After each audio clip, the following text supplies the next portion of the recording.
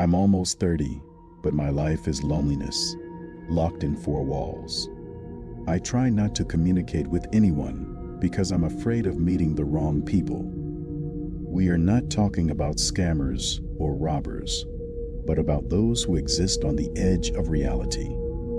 They can be terrible right away, or they can pretend to be ordinary people for a long time, ingratiate themselves, prove that they are even more normal to others than you are, but sooner or later, something gives them away. The pale skin suddenly turns blue. The face is distorted. The joints turn out.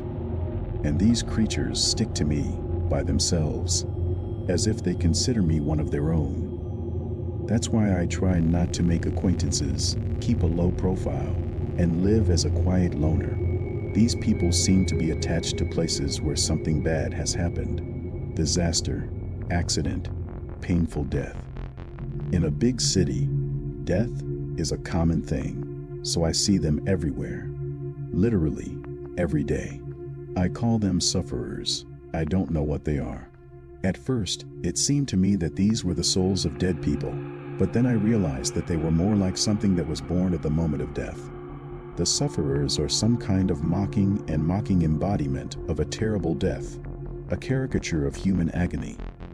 I avoid places where I've met them at least once on the way. I constantly have to change routes, making them long and inconvenient. I used to go through one underpass a lot. Not all the lights were working there. Cigarette butts were lying around. Walls were crumbling in places and it always stank of urine. But this way shortened my way to the house. This passage was almost always empty, but from time to time, one beggar took shelter there from the weather. He was sitting on a cardboard box, dirty and with a shaggy beard. He was wearing a holey plaid sweater and two jackets with broken fasteners. On her head was a blue knitted hat with strings and a funny boubon, from under which greasy strands of unwashed hair stuck out. This homeless man never missed an opportunity to ask for help. He always asked if he would have a cigarette or if he didn't have any extra change. Besides, I'm as poor as a church rat myself, so the only difference from him was that I hadn't been evicted from my apartment for utility bills yet. I had nothing to share with this beggar. I think in order to help others, you first need to help yourself, and I wasn't very good at that either. One late autumn evening, I was walking along the crosswalk and noticed that this time, the beggar was not sitting, but lying curled up on his cardboard box. He would shake with coughing and fall silent, and then he would start coughing again, choking on saliva and phlegm. Although I've always considered myself the last person in the world who can help someone, I also have a heart. So I took off my old wool scarf and handed it to the beggar. "Thank you," he croaked, and, rising slightly, tied them tightly around his throat. It was a frosty night. Even at home, wrapped in a blanket, I could feel the cold seeping under my skin. And in the morning, I had to go outside again, hoping to get money, or at least food. I've had to do odd jobs all my life. I couldn't stay in a stable job without being known as crazy. I used to have attempts to get a job on the staff, but it always ended up being about the same. I made friends with colleagues, and then it turned out that some of them did not exist. Very soon, real people started treating me like a weirdo who was talking by himself, staring at the wall. The clients were scared of me. The staff shunned me. Wherever I was, everything always went wrong. Then I decided that I no longer wanted to feel the disappointment of another dismissal and would be my own boss. I don't have an education because studying at the university also meant communicating with people. So I started working part-time wherever I had to, barely making ends meet. That day, I was in dire need of money and was ready to jump at any offer, so I hurriedly left my street, heading towards the center. During the night, the city was sprinkled with hard snow crumbs that resembled coarse salt. The wind blew through my ears, even through my hat. I pulled the collar of my jacket higher, hiding my neck, and walked the usual route to the underpass. And coming down the steps, I saw that beggar. He was lying on the floor in a pool of his own frozen urine. His lips and eyelashes turned blue. His hands gripped his shoulders tightly. The gift of a scarf did not save him from this frosty night. It was only early in the morning. I walked by, knowing that other people would find the body soon. They know better than I do what to do in such situations. For a big city, the death of one person means nothing. He's like a fallen hare that gets combed out and thrown away. No one will notice the loss. I continued to use that transition for a long time. Every day I passed by the place where that beggar died. I wanted to believe that his death was peaceful, not painful. Suddenly, he just fell asleep and didn't wake up. One evening, when I went downstairs, I saw the outline of a man at the other end of the tunnel. He was sitting on his knees with his head down. I walked towards him without suspecting anything. I thought another poor guy was hiding from the wind. But suddenly, he started to rise. At the same time, his joints cracked like breaking ice. I stopped, immediately realizing who he was. The man turned his bearded face towards me and coughed. The sound was so loud that the walls shook and tiles fell in places. The coughing grew louder each time. The sounds made my ears ring. Teeth flew out of the frozen man's mouth, and he ran at me, staring with frozen eyes. Blood sprayed from the black throat. Coughing shook the tunnel. I rushed back and jumped out of the passage, never to go down there again. This path has now been desecrated by the sufferer. I had to find another way to the house. And this happens to me all the time. The damned sufferers. They've ruined my whole life. I was only 7 years old when I first met one of these creatures. As a child, I easily made acquaintances, but for some reason, they did not develop into friendship. So sometimes I had to walk alone. I was walking around the city outskirts, picking up sticks and stones and playing single-player games. One day, near the forest, I met a boy, and he forced himself on me as a friend. He was no different from ordinary children, just a kid with short hair in a bright cartoon t-shirt and gym shorts. She has freckles on her nose and light blue eyes. "What's your name?" the boy asked. "Tolia," I replied. "And my name is Zhenya." He held out his hand as a sign of friendship. His palm was warm. We saw each other several times. Without agreeing, we met in the area of the same forest and walked together. This Zhenya seemed like an interesting guy, even if a little weird. For no reason at all, he could offer to speculate on dark topics. "Tolia, do you think it's funny if a person dies in a cemetery?" One day he asked and looked at me with interest. "No, it's not funny. Death is somehow not fun," I replied. "I think it's funny," Zhenya said, smiling broadly. "Why?" I did not understand. "Well, he died in the cemetery, and they take him from there to the morgue, change his clothes, put him in a coffin, and take him back to the cemetery. What's the point? You could have buried it right away and not waste time," the friend explained. "Yes, you're probably right," I hastily agreed, because I just wanted to close this terrible topic. I didn't think about such things then, because I didn't really face death. Only once did Mom tell us that our elderly upstairs neighbor had died. They explained to me that our life is not eternal. People become old, and then they fall asleep forever. But cemeteries, coffins, disguises of the dead, I didn't know anything about that. All this passed by my carefree childhood world. But Zhenya seemed to be very interested in this topic. Sometimes I started to notice that his head was twitching sometimes. He just rocked her from time to time, as if she were dangling on a spring. It looked crazy, but I tried not to pay attention. I thought it was somehow indecent to ask about such things. One day we were sitting on a rickety wooden bridge by a small stream and throwing pebbles into the water, trying to scare the fry and tadpoles. "Where do you live?" I asked. "It's not far away, but beyond this forest," Xenia replied, waving his hand towards the dense trees. "Do you have your own room at home?" I asked, counting how many stones were left in my pocket. "Of course, it's a big room. Why are you asking? Do you want to visit?" the friend asked. "I can only invite you if you go with your eyes closed." "What's that for?"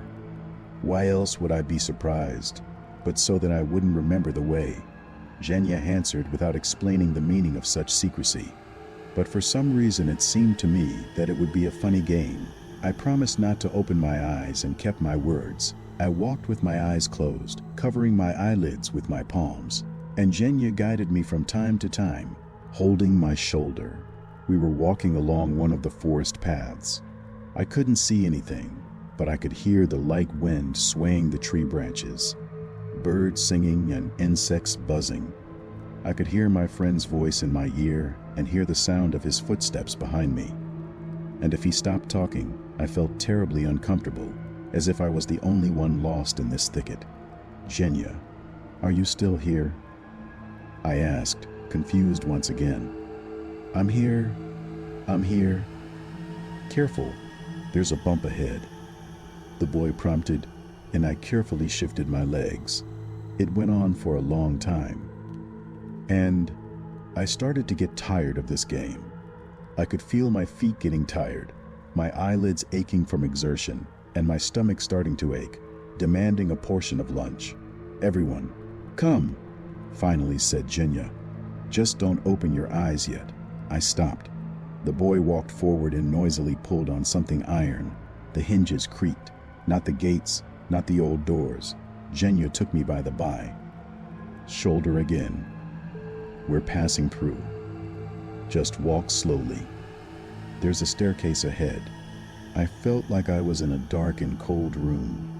Daylight no longer penetrated through the eyelids, and the smell of dampness appeared in the nose. I felt like I was in a dark and cold room.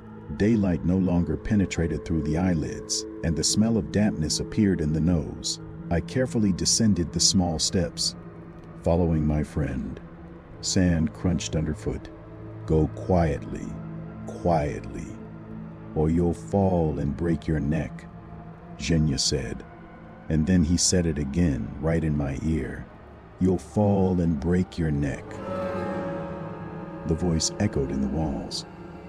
It sounded so creepy that I instantly lost confidence in my friend. I wondered if it was worth believing an almost unknown guy. And where did he take me? "What kind of house is this that you have to go downstairs in?" The stairs ended. I stood on the hard stone floor and still kept my eyes closed, hearing only the clock ticking in that room. "This is my room," Xenia said, standing behind me. I opened my eyes and saw horror. The faint light from the top of the stairs revealed an eerie picture in front of me. There were only brick walls, no doors, no windows. There were 2 rotten, broken coffins on the floor, with human bones sticking out of them. And that rhythmic sound wasn't the ticking of a clock at all. It was water dripping through the stone ceiling, forming a puddle in the corner. I looked around cautiously. Junior was standing in the doorway by the stairs. His head was rapidly swaying in all directions, right, left, back and forth. And at the same time, he was smiling, as if rejoicing at a good joke. I screamed, and my scream was amplified by the echo. The boy laughed. His head kept twitching and twitching, like an evil clown on a spring that suddenly jumped out of a box. I quickly rushed to the aisle, knocked the guy down and ran up the steps. "Be quiet, or you'll break your neck," he was shouting from the semi-darkness below. It turned out that the sufferer ingratiated himself into my confidence, pretended to be a friend and lured me to the cemetery, forced me to go down to the crypt. Since then, they've been clinging to me like annoying flies, giving me no peace, day or night. They rob me of a normal existence and turn my life into a nightmare. I've never dreamed of anything great. I just wanted to live like everyone else, to study, to work, to have friends, family, to be happy. But all this has become impossible. The sufferers followed me everywhere. They ruined all my endeavors. They framed me in front of my superiors and did nasty things to the girls I was trying to get along with. They made an idiot of me in front of my colleagues. Everything I did turned into a circus and a nightmare. Over time, I gave up trying to win back a normal life and gave up. He began to earn money by not having to communicate with people. He put up ads on the streets. I've been putting ads in mailboxes. It's a tedious job, but it's better than no job at all. One day, I walked into the entrance with a stack of flyers and saw a woman in a purple housecoat and slippers. Her blonde hair was tied up with a crab hairpin, and they revealed slightly protruding ears with gold earrings. She was standing near the apartment door, pale and scared. "Young man, don't you think there's a smell of gas?" she asked anxiously. "I don't think so," I replied, sniffing. She came closer, stood directly in front of me, and looked into my eyes. "Don't you feel it? I'm telling you, it smells like gas." The woman's mouth stretched out in a scream. Her face gradually turned the shade of a robe. The eyes widened. She trembled on her lips. Foam appeared. The wind rose from the scream. I dropped the flyers, and they scattered across the landing and stairs. I was already running from there, hardly looking back. The woman was stomping on the tiles with the heavy sole of her slippers and shouting, "Breathe! I can't breathe." That's how sufferers always burst into my everyday life, vividly and unexpectedly. I didn't even want to leave the house. It was only there, alone with myself, that I felt peace and security. God forbid that one day you lose your last refuge and find yourself among them on the street. I will not survive in this eternal madness. Now my apartment is a place of rest from nightmares, a place where everything is nice and serene, where you can gain the moral strength for a new, unpredictable day. I wanted to learn how to earn money online so that I would never leave my apartment, but it didn't work out because I didn't have any necessary skills. Therefore, I had to go back to the flyers and ads again. My last meager salary was used to pay off my electricity bills. I knew that if I didn't cry now, the lights would be cut off. There were only a couple hundred left in his pocket, which would be enough for a pack of rice and a can of canned food. It would have been possible to hold out for a couple more days. I often ate the cheapest food to save money, and I couldn't eat the damn rice anymore. But I didn't really have a choice. On the way home, I noticed a small eatery with a bright sign barbecue shawarma. I pulled 200 rubles out of my pocket and looked at them, realizing how miserable my life was. I have to make a choice to eat shawarma once and starve, or to choke on cereals for 2 days. Probably, not everyone has to make such decisions. Not everyone can understand what extreme poverty is. When you don't know if you will be able to buy soap this week, or if you will have to continue to wash only with water. You don't know if you'll have a job, or if you'll finally be able to buy a pair of new socks. Gloomy thoughts of hopelessness worsened the mood even more. I decided to arrange a little holiday for myself with my last money. I wanted to feel a little happier, so I headed to the diner. There were 3 people sitting at tables inside.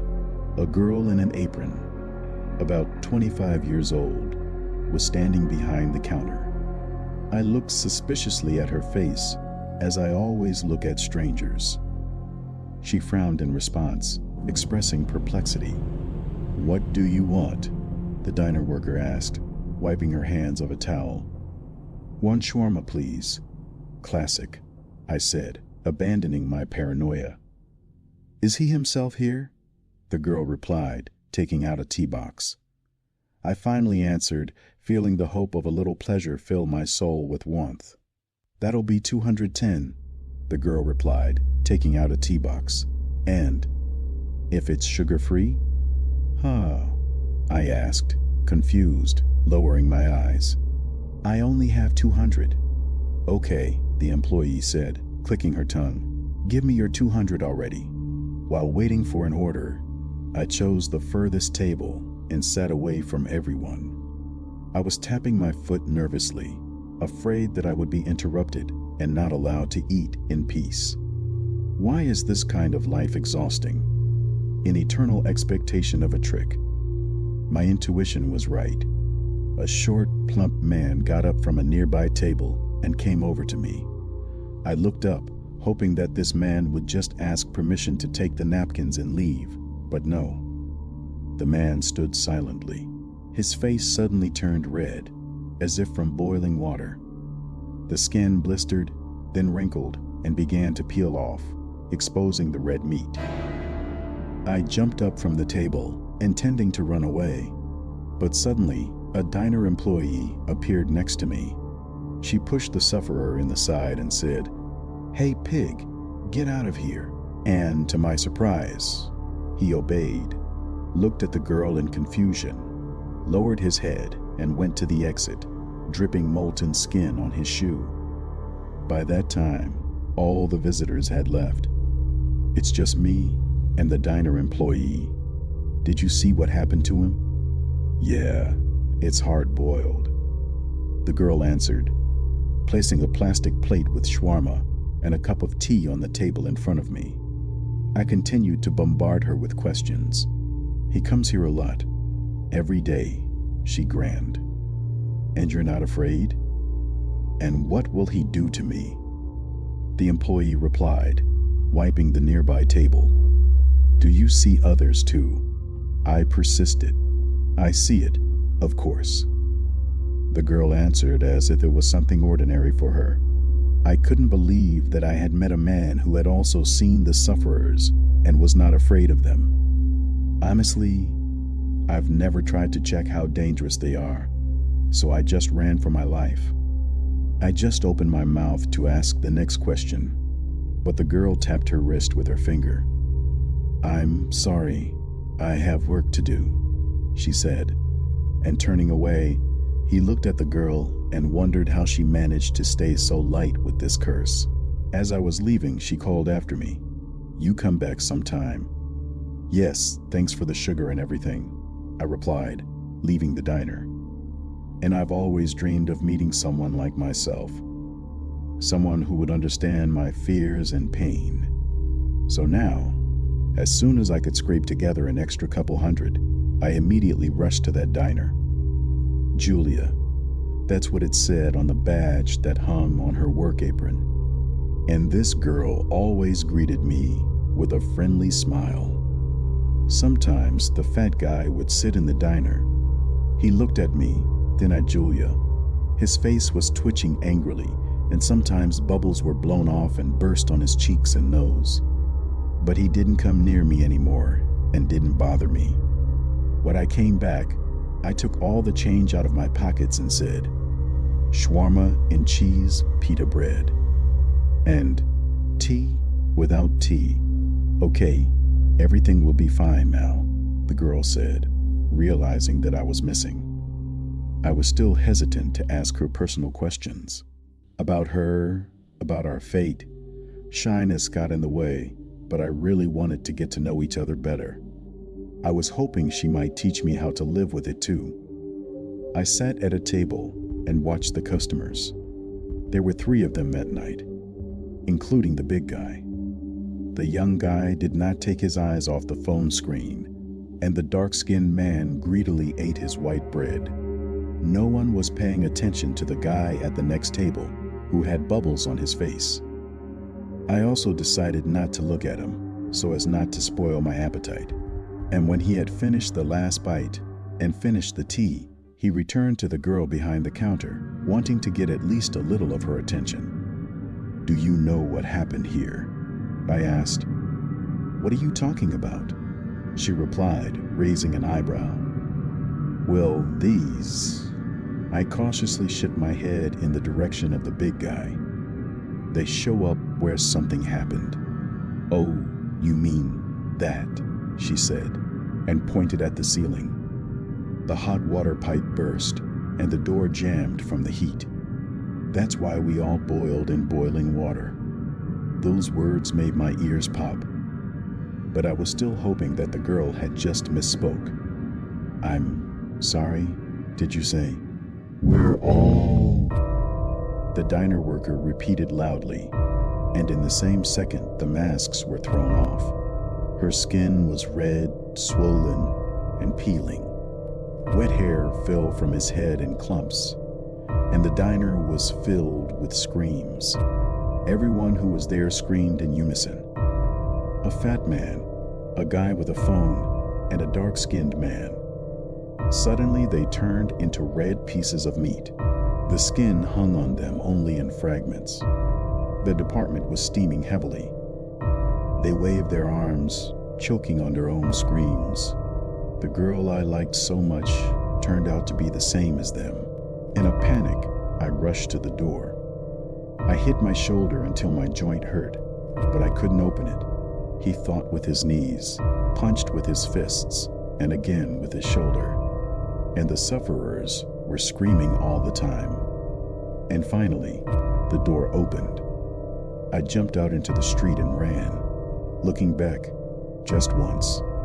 Behind him, there were only the dark, dusty windows of the diner, and above them hung an almost faded sign, "Grilled shawarma." The damn sufferers made fun of me once again. And they'll probably do it for the rest of my worthless life.